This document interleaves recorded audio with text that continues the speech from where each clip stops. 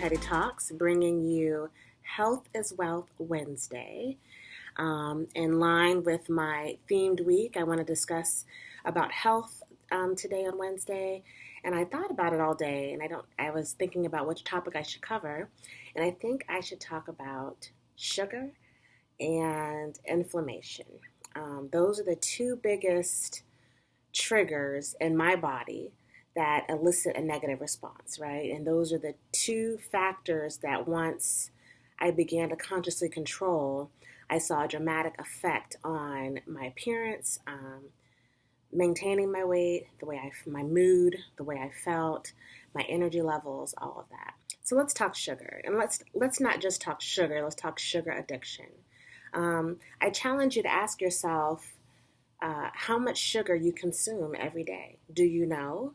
Are you making your own food? That would be the first question. Because if you get up, you get your Starbucks, you get your breakfast sandwich, your bagel, some real breakfast, like American breakfast. So you get some pancakes and waffles, and then at lunch you'll get yourself a fast food sandwich, and then for dinner you do cook at home, but you have bread again or whatever you add to it. You have to ask yourself how much sugar is in these items that you're eating every day.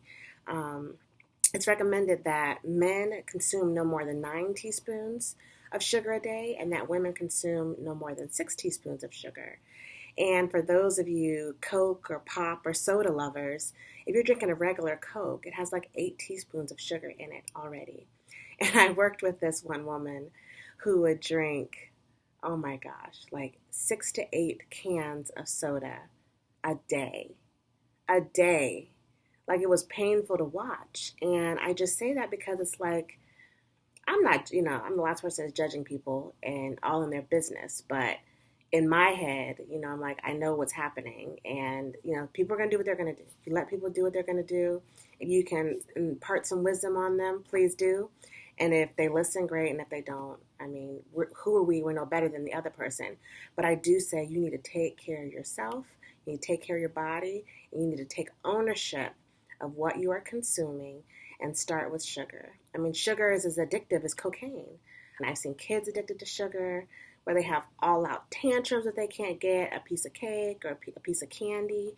My son and my daughter, actually, I made a conscious effort to not give them foods with additional sugar. So, of course, they eat fruits. My daughter more than my son, and sweet potatoes, things like that do have a sugar content. They do have a carb content.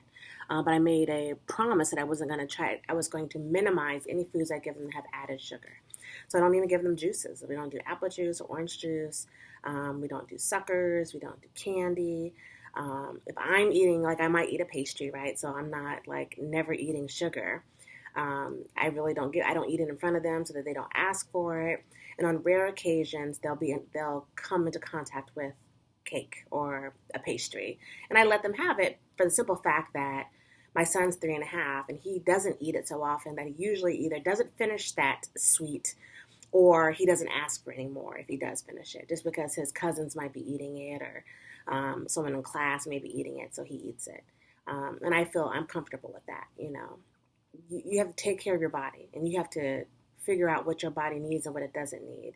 And cutting back on sugar will elicit a withdrawal effect if you're addicted to it, right? Like, you may not think you're addicted to it, but I think the average American who consumes fast food in any portion of the day, and that includes coffee, like Starbucks coffees. I say that because since I've been in the States, I've gone back on my Starbucks, I won't call it a binge, but I drink them pretty often. And I've cut back on them significantly in my normal home life. It's not when I'm in transition, because I'll make my own coffee. I can control the sugar I put in there, the creamer I can put in there, so I know what I'm consuming. When you get a Starbucks coffee, I know that you can go on their website and see it, but it's probably god-awful how much sugar is in there if it's not just a regular base coffee. So as you try to cut back, you might find your body resisting you. You might be foggy. You might be cloudy. You might not be able to concentrate. You might feel weak. It's your body trying to get that sugar. So on the sugar side and the sugar addiction side, I challenge you to cut back on your sugar.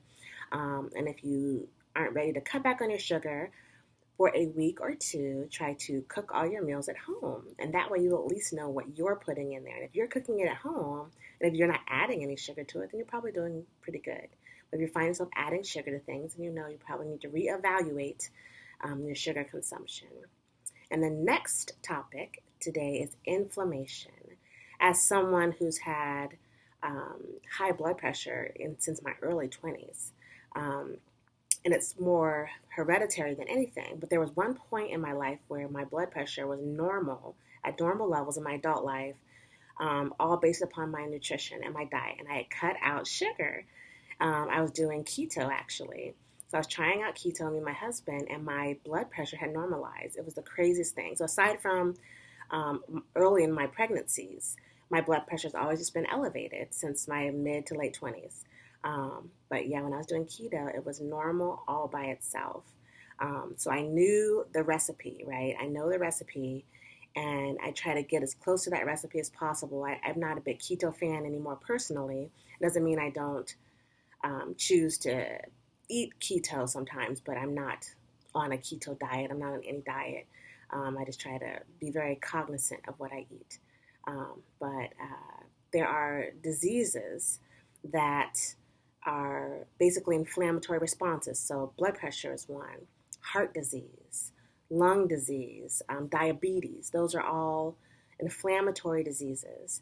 And then you have to ask yourself, well, what causes inflammation? And there's things like mucus in your body, not just mucus in your mouth. So like if you drink milk, for instance, it may elicit a mucus response.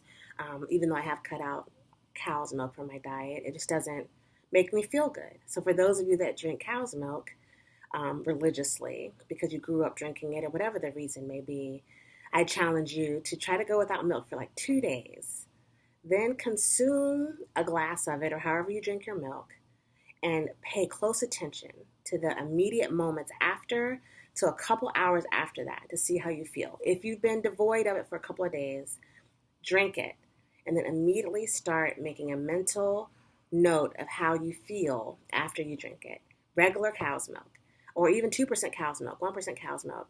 You know, I noticed even at a very young age, in my early 20s, I would feel bloated, I'd feel gassy, I'd feel that mucus forming in my mouth and in my throat, almost lethargic, abdominal discomfort, all of these things, right? So when I cut out milk, that was an easy kill. I mean, of course, I love, and I say I cut it out. I do eat cheese every now and then, like on pizza, but I don't order cheese on things like sandwiches and all that. You know, I leave that off. And because I've moved away from it, when I do consume it, I get a much more minimal response to the dairy. Um, but just staying away from inflammation, staying away from things that make you feel bad. I mean, in general, like I go back to my soul searching Sunday. Stay away from people that make you feel bad. Stay away from things that make you feel bad. Stay away from foods that make you feel bad.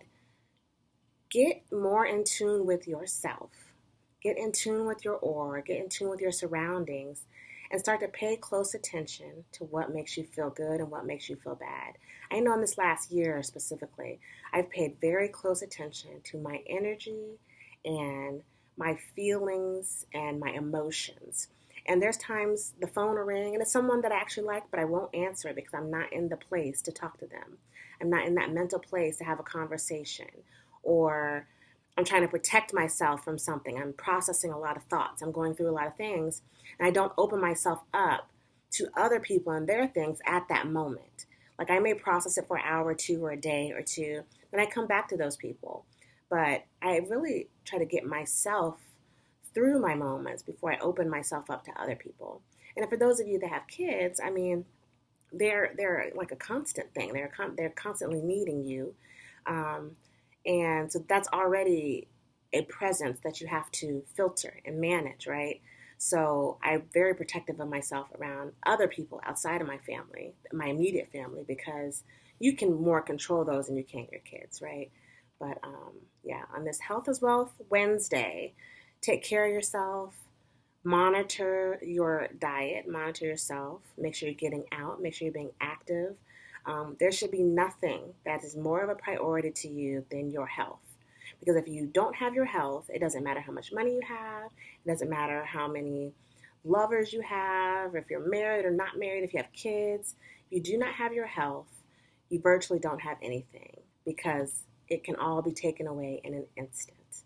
And ask anyone who's lost someone due to poor health, inflammatory diseases, um, obesity, because sometimes you lose people emotionally or psychologically. You may not lose them physically, they're still there, but they turn into someone you don't even recognize because they've fallen into this unhealthy way of living.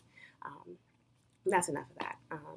I hope this word brought you some thought provoking ideas, some challenges to get you through the week. And next week, we'll discuss something else on the Health is Wealth Wednesday. Thank you for tuning in. If you liked the video, subscribe. If you didn't like, let me know why.